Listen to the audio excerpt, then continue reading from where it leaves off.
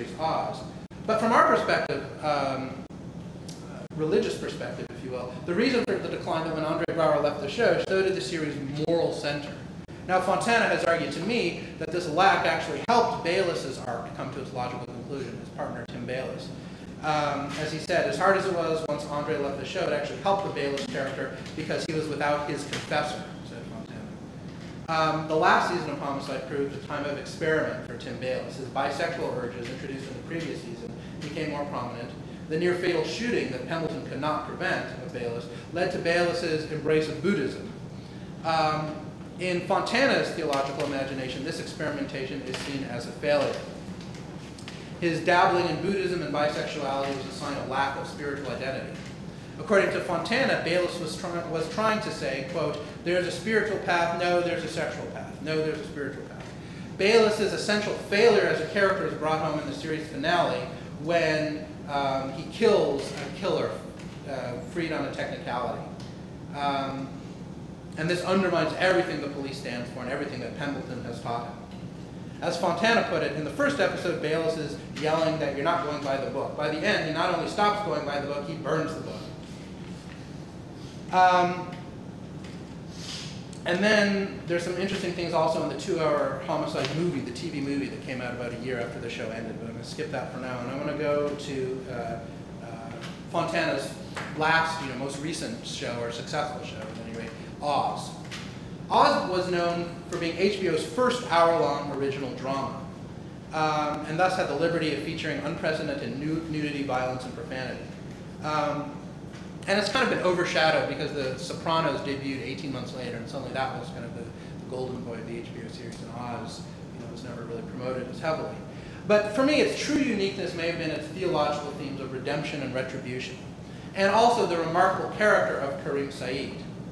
Oz's most groundbreaking innovation, it was not its infamously graphic use of full frontal male nudity, but the fact that its most sympathetic and intelligent character, and the one whose faith journey compelled the audience most, the spiritual center of the show, was an angry African-American Muslim leader.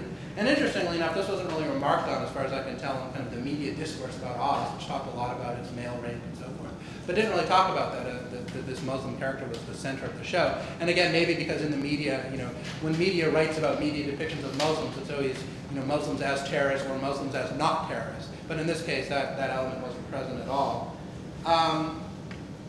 Karim Said was a convicted arsonist, not a murderer, significantly. Most of the other convicts in Oz were murderers. Said represents a good and true man, as rather obviously indicated by his birth name, Goodson Truman. I never said Fontana was a subtle writer.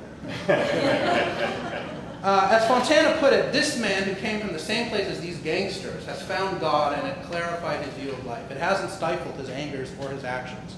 Said is consistently the most honorable character in Oz. For one example, when the cynical state governor, in a bid to win the Muslim vote, pardoned Said during the month of Ramadan, Said refuses to be pardoned and remains in jail. I argue that Said operates as Fontana's stand-in. He kind of makes the choices that Fontana himself would make, much like Frank Pemberton does in Oz. Like Frank Pemberton, Said possesses a moral clarity, a spiritually motivated thirst for justice, and a righteousness that sometimes verges on arrogance. And Said is certainly no more a cardboard saint than Pemberton. He undergoes as many narrative reversals as any other character in Oz. In later episodes, perhaps inevitably, he questions his faith. He realizes his own addiction to power as leader of the sort of the Muslim bloc among the prison population, and his own violent tendencies. Also, I should say that Oz is the first Fontana series to feature Catholic clergy as series regulars. He cast the venerable stage and screen actress Rita Moreno as Sister Peter Marie, and he possibly based in part on his sister, and he cast the Asian American actor B.D. Wong as Father Mukata. Sister Pete and Father Ray appeared in most episodes, though they were rarely central to either the narrative or the religious themes. A writer who investigated portrayals of Catholic clergy in American media wrote, while Father Ray and Sister Pete are key characters, they certainly don't have the spiritual lock on Oz. Sister Pete functions as a kind of sounding board for Oz's inmates and staff, providing generally sound, confidential advice. Father Ray is often seen praying, performing masses, giving sacraments. These activities are not marked as exotic or mystical, but rather as a part of the lived experience of these characters and of some of the inmates of prison. I could go on and on about this, but I'll end today by quoting Fontana's own self-description of his own lived religion, and I think it's also a good description of the kind of TV he has created. I'm not a very good Catholic, he says, in my practice, but I am a Catholic in my heritage, and I am a seeker of whatever God wants to let me know about. I am open to discovery. Thank you.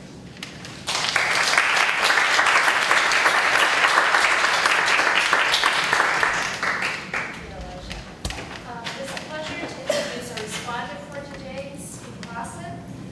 Stephen is Associate Professor and Graduate Advisor in the Department of Communications Studies at Cal State University, Los Angeles, where he teaches courses in media history, criticism, law, and cultural studies.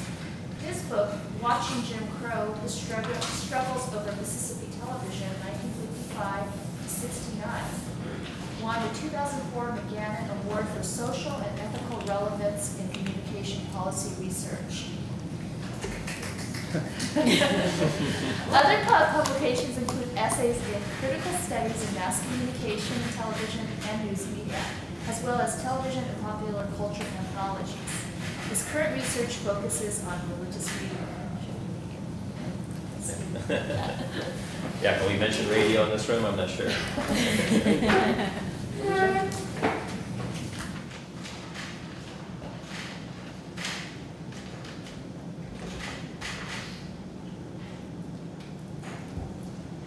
Get parched when I talk.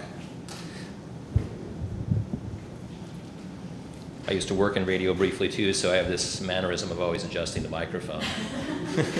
Whenever I see one, even if it's not working, I have to adjust it. So just the way things are. Well, thank you very much, Jane, and thank you, Diane, for inviting me to this wonderful collaboration of scholars from different disciplines talking about religion and television. I'm very sorry that Liz Bird isn't here today for a couple reasons. Number one, because I thought her paper was terrific and important. But number two, because Liz Bird was actually the first respondent I had when I was a graduate student in my PhD program coming out of University of Wisconsin. And so I thought it'd be fun to do the inversion where I responded to her after all these years, after she first responded to me. But we'll plow on without Liz here. I think there's a really productive interdisciplinarity that has been evident throughout the day today. Certainly is evident in the panel and the papers we just heard. There are some methodological similarities. All of the papers that we've heard are based on textual analysis. And two of the three, Liz's and Lynn's papers at least, include substantial textual analysis of not just the television text, but also of fan and audience discourses. So there are these kind of methodological overlaps, but I think it's very interesting to have this conversation, again, coming from people who come from very different disciplines, religious studies, communication studies, sociology, and anthropology. And I think that has a lot of promise for the future of the works that will be published engaging television and religion. So commending this interdisciplinary theme and its potentials, I want to throw out one more voice into the mix. And that is the work of philosopher Charles Taylor. Taylor's recent work, A Secular Age, notice not the secular age, but A Secular Age, has become a touchstone for intellectual work and controversy over the past couple years in academia, particularly in the humanities. Agree or disagree with his arguments regarding the nature and evolution of secularity in the West, or whether you agree or disagree with his take on the long-standing secularization thesis, his most recent work has served